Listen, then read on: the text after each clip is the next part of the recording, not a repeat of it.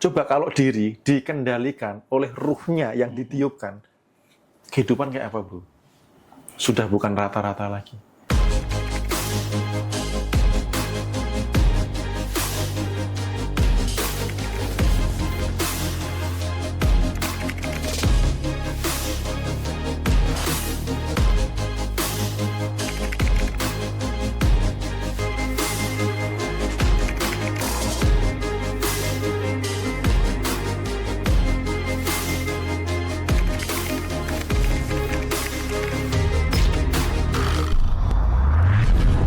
Nah, ini ada lagi nih pertanyaan nih, Mas Bimo nih. Dari Deru Debu 11. Oke. Seperti ini. Cara mencapai kesadaran tertinggi, mencapai kesadaran tinggi dan menyelaraskan dengan rasa itu seperti apa, Mas Bimo? Monggo. Lepaskan kesadaran rendah, otomatis di tinggi. Oh.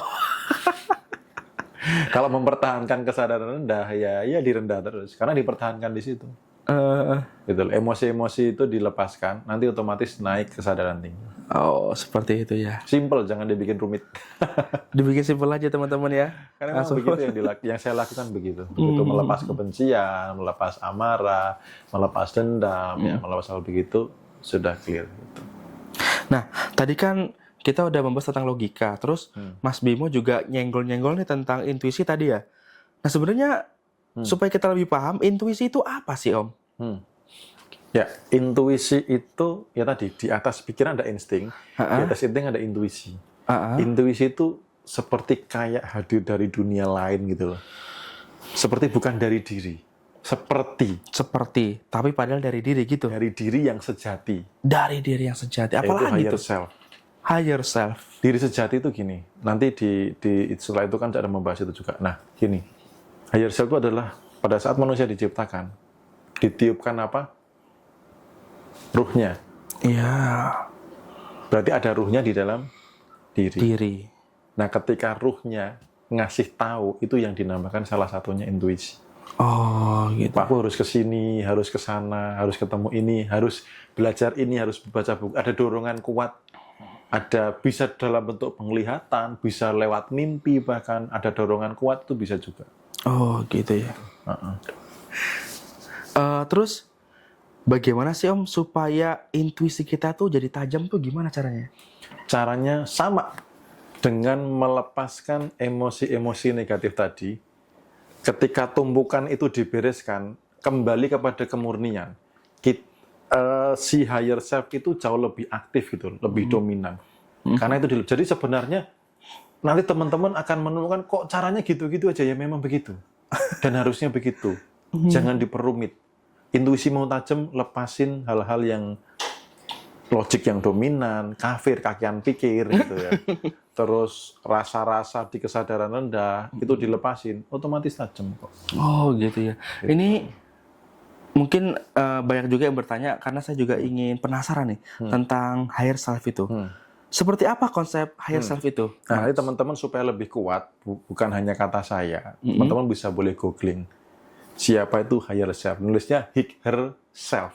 Higher self ya? Higher self. Nah, itu teman-teman supaya nggak cuman kata saya tok di situ. Karena kalau ngomong misalkan nih, kesadaran tentang aku, saya itu mana sih gitu loh. Ini kepala. Ini dada, ini tubuh. Nah, saya itu yang mana? Gitu. Tadi ada manusia secara biologis yang butuh makan nasi dan seterusnya, yang kesehariannya dengan pikiran dan perasaan. Ada manusia yang ruhnya itu tadi, diri sejati itu, yang dia berada di levelnya apa? Energi dan kesadaran. Gitu ya. Semakin sadar, higher self-nya semakin aktif, semakin kuat membersamai. Semakin emosi-emosi dilepaskan, intuisi makin tajam. Oke. Lalu bagaimana supaya higher self bisa memberi dampak pada kehidupan kita, Mas? Diizinkan.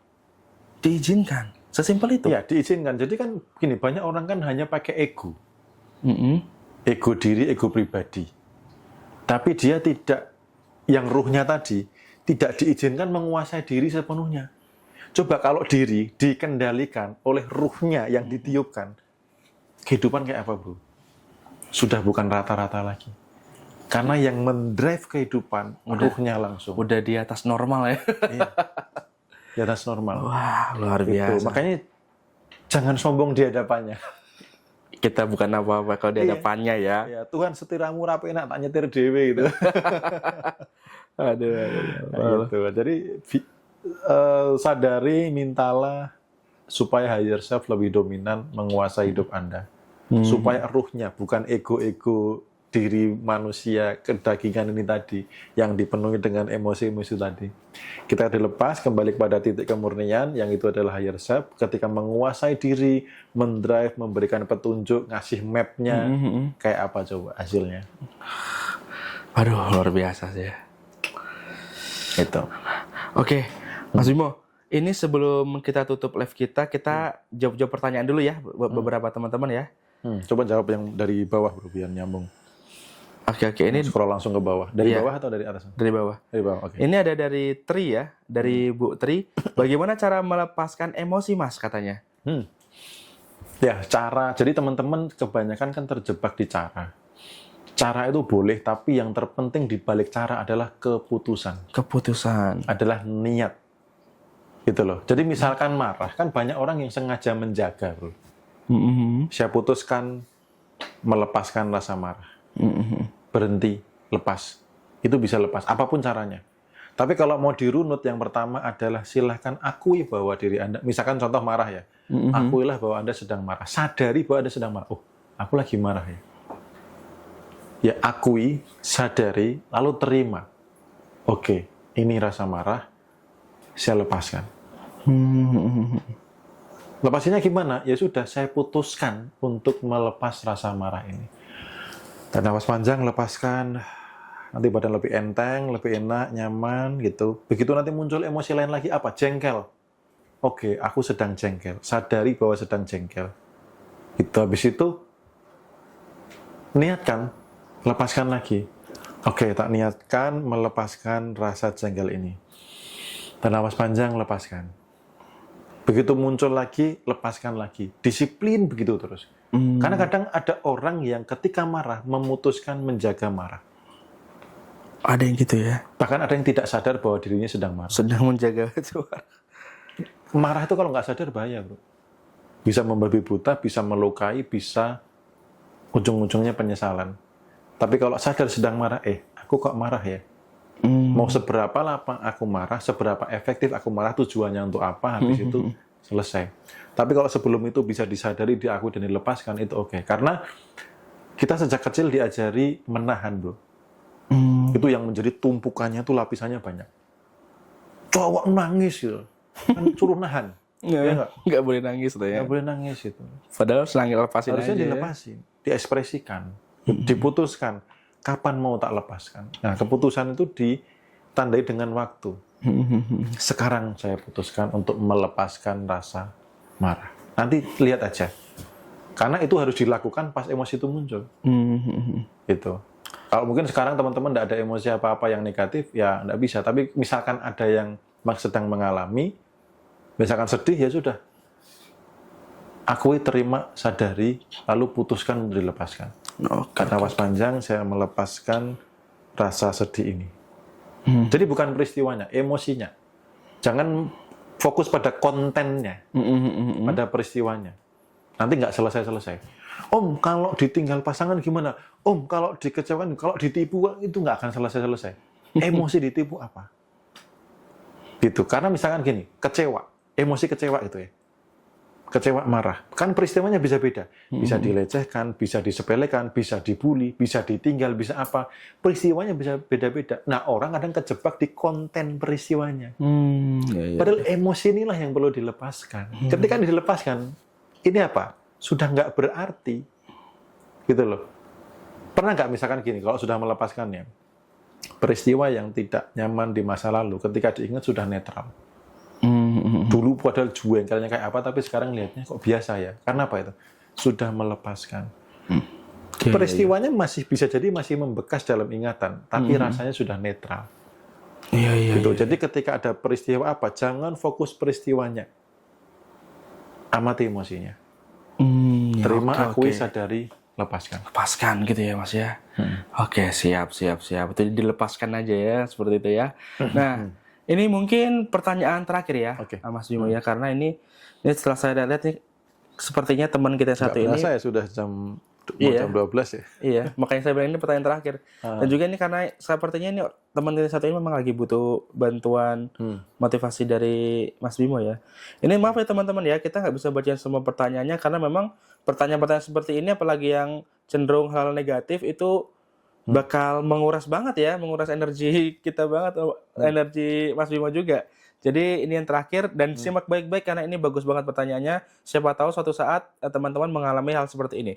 Ini dari Pusat Produksi Laris. Nah, Om mau tanya, saya sedang bangkrut karena tiba-tiba ketakutan muncul di logic. Gimana mengatasinya, Om? Monggo silakan. Oke, nah saya juga pernah beberapa kali ketemu dengan orang yang saya sedang bangkrut, saya sedang terpuruk dan sebagainya. Ya saat ini saya sedang bangkrut, saya sedang terpuruk. Solusi pertama adalah stop mengatakan itu. Stop mengatakan itu ya. Stop dulu mengatakan itu. Karena gini, saya sedang bangkrut, saya sedang terpuruk. Besok ketemu orang ngomong itu lagi. Besoknya ketemu orang ngomong itu lagi. Berarti Anda mempertahankan kondisi itu. Yang perlu dilakukan pertama adalah membuat frame waktu.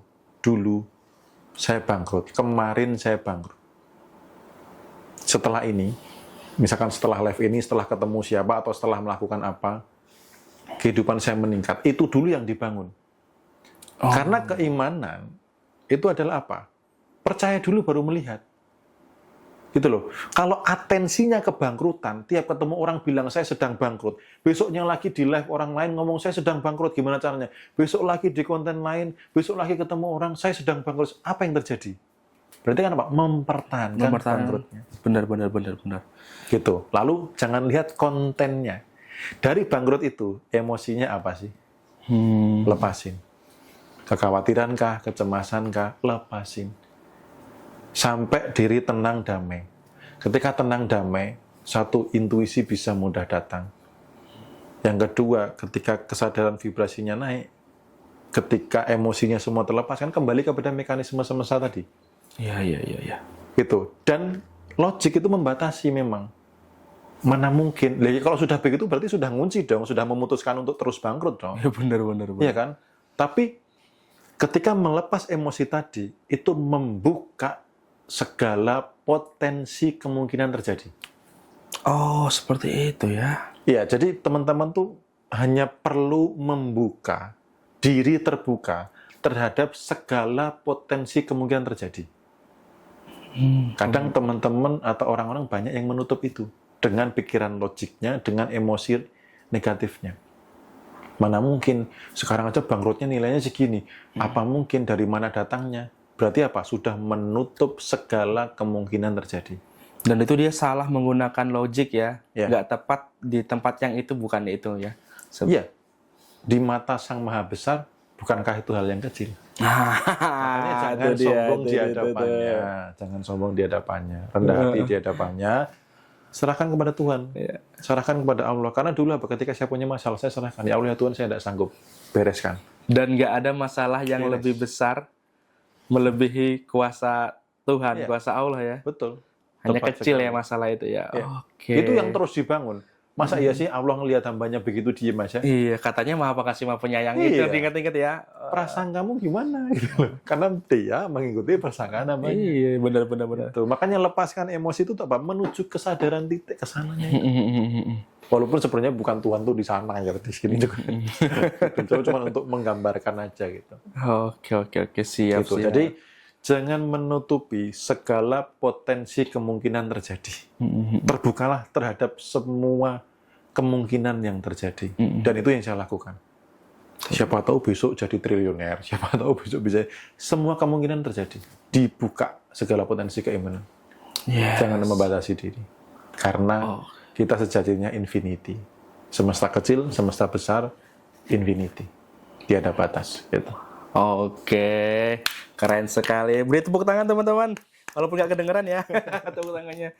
Tapi ini luar biasa banget ya perbincangan kita malam ini. Mas Bimo ya, luar biasa.